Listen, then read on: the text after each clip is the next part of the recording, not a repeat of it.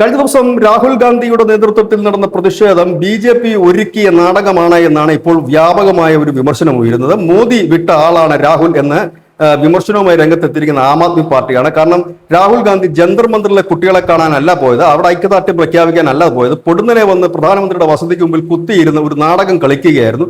അപ്പോഴേക്കും കേന്ദ്രമന്ത്രി അവിടെ എത്തുന്നു, രാഹുൽ ഗാന്ധിയുമായി ചർച്ച നടത്തുന്നു. 30 ദിവസമായി ഒരാൾ നിരാഹാരം കിടക്കുമ്പോഴും സമരം നടക്കുമ്പോഴും കേന്ദ്ര സർക്കാർ തിരിഞ്ഞു നോക്കിയിരുന്നില്ല. രാഹുൽ ഗാന്ധി പ്രധാനമന്ത്രിയുടെ വസതിയിൽ കുത്തിയിരുന്നപ്പോഴേക്കും കേന്ദ്രമെത്തി, മോദിയും ചർച്ചയ്ക്ക് തയ്യാറായി. അതായത് ഇതെല്ലാം കരുതിക്കൂട്ടി നടത്തുന്നതാണ് എന്നാണ് മുൻ ആം ആദ്മിയുടെ മുഖ്യമന്ത്രി അതിഷി തന്റെ ഫേസ്ബുക്ക് പോസ്റ്റിലൂടെ പറയുന്നത്.